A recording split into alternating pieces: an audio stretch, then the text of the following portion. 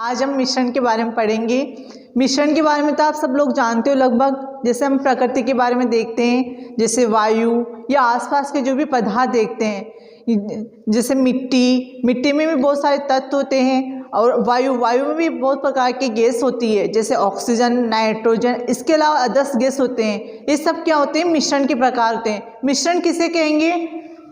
मिश्रण एक या एक से अधिक, जो एक या एक से अधिक होंगे या शुद्ध तत्वों या यौगिकों से मिलकर बने होते हैं। यहाँ पर तत्व और यौगिक, तत्व में भी अलग अलग तत्व हो सकते हैं और यौगिक का मतलब होगा कि जो तत्वों से मिलकर बना होता है उसे बोलते हैं यौगिक। तो मिश्रण में एक ना हो के बहुत सारे तत्व भी हो सकते हैं और यौगिक भी हो सकते हैं, उससे अपन बोलते हैं मिश्रण। इसका एक एग्जाम्पल लेते हैं, जैसे वायु में आप जानते हो कि 21% ऑक्सीजन गैस होती है या 78% नाइट्रोजन गैस होती है। इसके अलावा भी जैसे कार्बन डाइऑक्साइड या हीलियम गैस आदि गैसें होती है।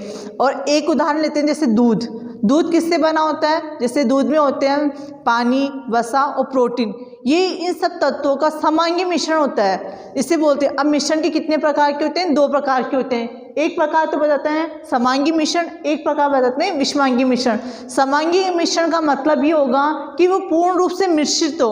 वो पूर्ण रूप से क्या हो? मिश्रित हो। जैसे वे मिश्रण जिसमें पदार्थ परस्पर यानी पूर्ण रूप से मिश्रित हो जाता है, उसे बोलते हैं समांगी मिश्रण। इसका एग्जाम्पल जैसे वायु है। वायु में क्या है? जैसे अपन गैस ले रहे हैं, जैसे हाइड्रोजन गैस ले रहे हैं, नाइट्रोजन गैस ले रहे हैं, ऑक्सीजन गैस ले रहे हैं, सभी गैस हैं, सभी अवयव इक्वल है यानी बराबर है।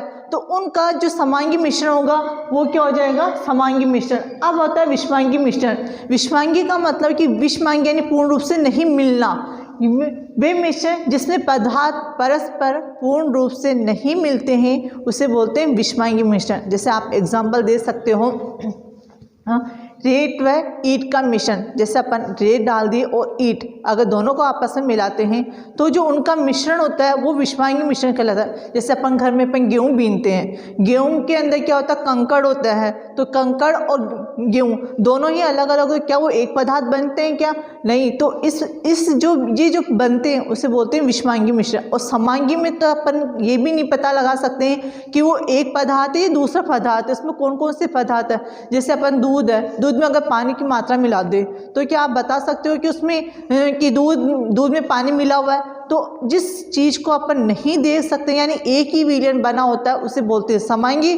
और विषमांगी का मतलब होगा जिसमें एक या एक से अधिक तत्व जो अपने को दिखाई देते हैं उसे बोलते हैं विषमांगी मिश्रण।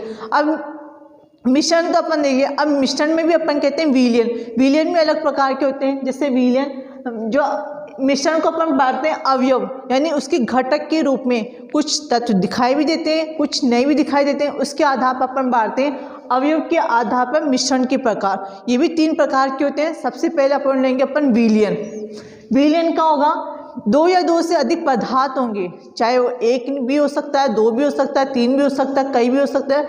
तो उन पदार्थों को बोलते हैं विलयन। जैसे आप घर में यूज़ बनाते हो, जैसे नींबू पानी बना रहे हो, नींबू पानी में क्या होता है? एक तो नींबू भी होता है, नमक भी होता है और पानी भी होता है। तीनों को आपस में मिलाते हो, क्या आप बता सकते हो उसमें कौन कौन से तत्व मिले हुए हैं? आपको दिख रहा है क्या?